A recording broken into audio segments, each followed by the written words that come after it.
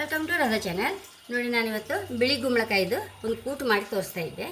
ಇದನ್ನು ಫೋಲ್ಡ್ ಮಾಡಿ ಇಟ್ಕೊಂಡಿದೆ. ಇದನ್ನು ಲಾಕ್ ಮಾಡಿ ತೊಳ್ಕೊಂಡು ಬೇಯ್ಕಾಯ್ಕಂತೆ.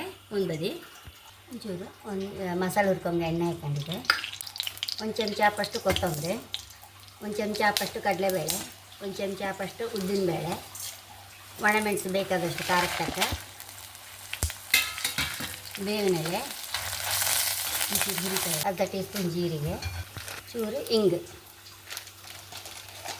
1 ಟೀ ಸ್ಪೂನ್ ಗಸಗಸೆ ಹಾಕೊಂಬ ಲಾಸ್ಟಲ್ಲಿ, ಇನ್ನೊಂದು ಚೂರು ಹುರ್ಕೊಂಬ,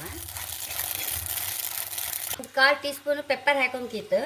ನಾನು ಒಂಚೂರು ಪೆಪ್ಪರ್ ಪೌಡರ್ ಹಾಕೊಂತ ಇದ್ದೆ, ಅದಕ್ಕೆ ಲಾಸ್ಟಲ್ಲಿ ಹಾಕೊಂತ ಇದ್ದೆ. ಸುರಿ ಇದ್ದರೆ ಹಾಕೊಂಡ್ಬಿಡ್ಬೋದು. ಅರ್ಧ ಕಪ್ಪು ಕಾಯಿ ಹಾಕ್ಕೊಂಡು ಇದೆಲ್ಲ 2-3 ನೋಳು ಹಾಕೊಂತ ಇದ್ದೆ. ಹುಣಸೆಳಿ ಬೇಕಾದ್ರೆ ಹುಣಸೆಹುಳಿ ಹಾಕೊಳ್ಬೋದು. ರುಚಿ ತಕ್ಕಷ್ಟು ಚೂರು ಬೆಲ್ಲ, ಹೆಚ್ಚು ಬೇಡ ಇದಕ್ಕೆ. ಚೂರು ಅರಿಶಿನ, ಹೋಳು ಬೆಂದೈತೆ. ಇನ್ನು ನಾವು ಮಿಕ್ಸಲ್ಲಿ ಅರ್ದು ಇಟ್ಕೊಂಡು ಮಸಾಲೆ ಹಾಕೊಂಡ್ಬಿಡುವ. ತಕ್ಕಷ್ಟು ಉಪ್ಪು ಹಾಕೊಂಡ್ಬಿಡುವ. ಹರ್ಕೊಂಡು ಮಸಾಲೆ ಹಾಕೊಂಡು ಪರಿಮಳಕ್ಕೆ 1-2 ಬೇವಿನೆಲೆ ಹಾಕೊಂಡ್ಬಿಡುವ. ಕುದೀತೈತಲ್ಲ, ಬೋಳಿ ಟ್ರಾನ್ಸ್ಫರ್ ಮಾಡುವ. ಬಿಳಿ ಗುಂಬಳಕಾಯಿ, ಬೂದು ಗುಂಬಳಕಾಯಿ ಹೇಳ್ತೇವಲ್ಲ, ಅದರ ಸಾಂಬಾರು ರೆಡಿಯಾಗಿದೆ. ತುಂಬ ಅಂದರೆ ತುಂಬ ರುಚಿ. ಯಾಕೆಂದರೆ ನಾವು ಬೇಳೆ ಸಹ ಹಾಕಲಿಲ್ಲ, ಪೆಪ್ಪರ್ ಹಾಕಿದ್ದೇವಲ್ಲ. ಇನ್ನು ಹೊಸ ಟೇಸ್ಟ್, ಯಾವಾಗಲೂ ಒಂದೇ ನಮ್ಮನ್ನು ಹುಳಿ ಮಾಡೋಕ್ಕಿಂತ ಇದು ಲಾಯ್ಕಿತ್ತು. ಮತ್ತು ಮೆಣಸು ಖಾರಕ್ಕೆ ತಕ್ಕ ಅವ್ರವ್ರಿಗೆ ತಕ್ಕ ಅಷ್ಟಷ್ಟು ಮೆಣಸು ಹಾಕೊಂಡ್ರೆ ಸಾಕು.